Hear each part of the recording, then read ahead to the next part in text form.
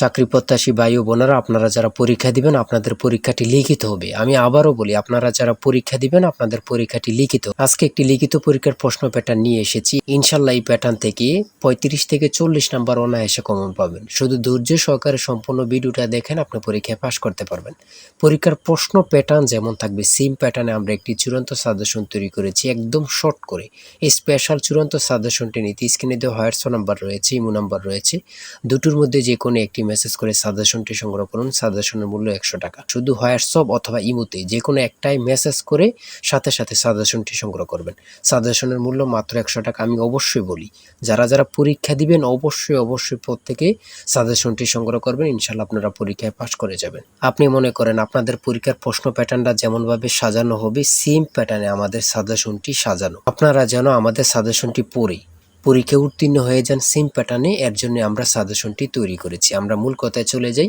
লিখিত পরীক্ষাটা কি, ওটা আগে আমাদের বুঝতে হবে। কারক ও বিভক্তি থেকে থাকবে, তারপর এক কথা প্রকাশ থেকে থাকবে, বিপরীত শব্দ থাকবে, ইংরেজি থেকে ট্রান্সলেট থাকবে, ভয়েস থেকে থাকবে, প্রিপোজিশন থেকে থাকবে, তারপরে অঙ্ক থাকবে, সর্বশেষ সাধারণ জ্ঞান থাকবে। লিখিত পরীক্ষাটা এতটুকুই। আমি কিন্তু সম্পূর্ণ প্যাটার্নটা দেখিয়ে দিচ্ছি, আপনারা দেখেন। হ্যাঁ, সর্বপ্রথম রয়েছে কারক ও বিভক্তি নির্ণয় করুন। এখানে 5টা দেয়া থাকবে, 5টার জন্য 5 মার্ক, অর্থাৎ প্রত্যেকটার জন্য 1 নাম্বার করে, ঠিক আছে। তারপরে 2 নাম্বারে রয়েছে বাক্য সংক্ষেপণ করুন। বাক্য সংক্ষেপণ করুন, এখানে 5টা দেয়া থাকবে, 5টার জন্য 5 মার্ক কিন্তু আপনারা পেয়ে যাবেন। তারপরে 3 নাম্বারে রয়েছে অর্থসহ বাক্য রচনা করুন। অর্থসহ বাক্য রচনা করুন বাক দ্বারা।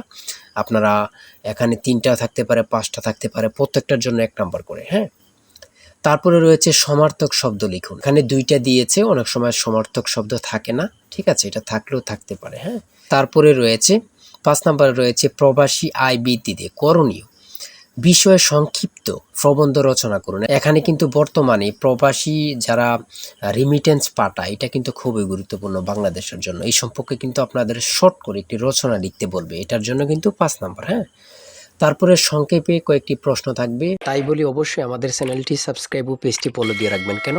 পরীক্ষার নোটিশ, পরীক্ষার রেজাল্ট, পরীক্ষার প্রশ্ন সমাধান, যাবতীয় সকল তথ্য সবার আগে আমরা ভিডিও আপলোড দিয়ে রাখি। আপনি যদি চ্যানেলটি সাবস্ক্রাইব, পেজটি ফলো দিয়ে রাখেন, সবার আগে চলে যাবে আপনার কাছে নোটিফিকেশন। মনে করেন আপনি পরীক্ষা দিয়েছেন, পরীক্ষার প্রশ্ন সমাধান দেখিয়ে দিব, তারপরে রেজাল্টের অপেক্ষা করা লাগবে না, আমাদের চ্যানেলে পেয়ে যাবেন, সকল তথ্য পেয়ে যাবেন, এবং কি নতুন নতুন চাকরির তথ্য পেয়ে যাবে। সার্কুলার দেওয়ার সাথে সাথে আমাদের চ্যানেলে আপলোড দেওয়া হবে। আপনি শুধু আমাদের চ্যানেলটি সাবস্ক্রাইব, পেজটি ফলো দিয়ে রাখলে সবার আগে চলে যাবে আপনার কাছে নোটিফিকেশন। তাই অবশ্যই চ্যানেলটি সাবস্ক্রাইব, পেজটি ফলো দিয়ে আমাদের মেম্বার সদস্য হয়ে আমাদের সাথেই থাকবেন। সংক্ষিপ্ত প্রশ্নের উত্তর দিন। এখানে 5টা থাকবে, 6টা থাকবে, যতটা প্রশ্ন থাকে অতটা প্রশ্নের মান কিন্তু 1 করে। হ্যাঁ,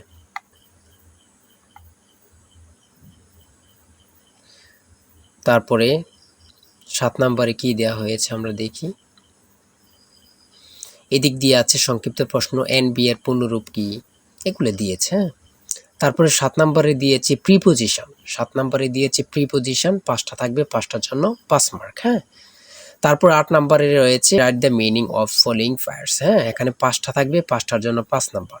অর্থাৎ আমি বলি যতটি প্রশ্ন থাকবে ঠিক অত নাম্বার থাকবে। হ্যাঁ, একটা থাকলে 1 নাম্বার, 2টা থাকলে 2 নাম্বার, এমনভাবে কিন্তু লিখিত পরীক্ষা অনুষ্ঠিত হয়ে থাকে।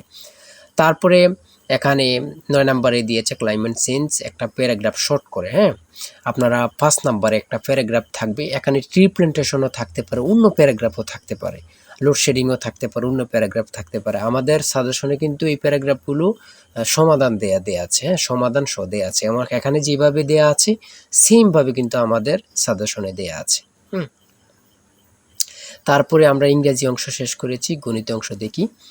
500 মিটার লম্বা একটি ট্রেন 30 কিলোমিটার ঘন্টা গতিতে চলছে। 250 মিটার লম্বা একটি স্টেশন অতিক্রম করতে ট্রেনটির কত সময় লাগবে? এখানে যেমনভাবে প্রত্যেকটি অঙ্ক ইংরেজি, বাংলা সকল কিছুর ব্যাখ্যা দেওয়া আছে, সেমভাবে কিন্তু আমাদের সাজেশনে ব্যাখ্যা দেওয়া আছে। হ্যাঁ, এগুলো আপনারা দেখে নেন, সমাধানটা দেওয়া আছে।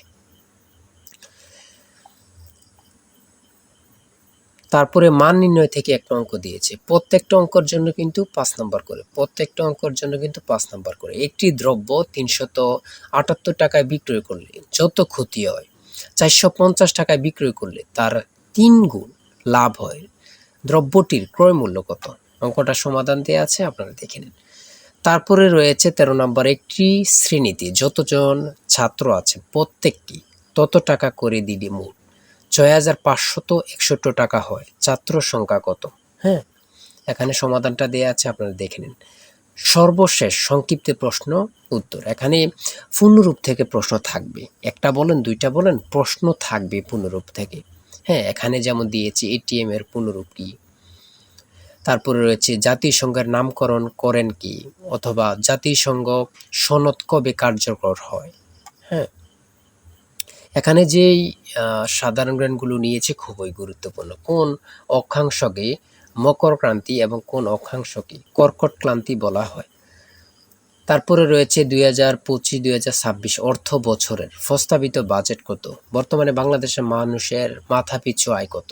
খুবই গুরুত্বপূর্ণ একটি প্রশ্ন। আয়তন বাংলাদেশের সবচেয়ে বড় জেলা এবং সবচেয়ে ছোট জেলার নাম লিখুন। খুবই গুরুত্বপূর্ণ। বর্তমানে যে প্রশ্নগুলো আসে সেগুলো নিয়ে কিন্তু আমাদের সাজেশনটি রচিত।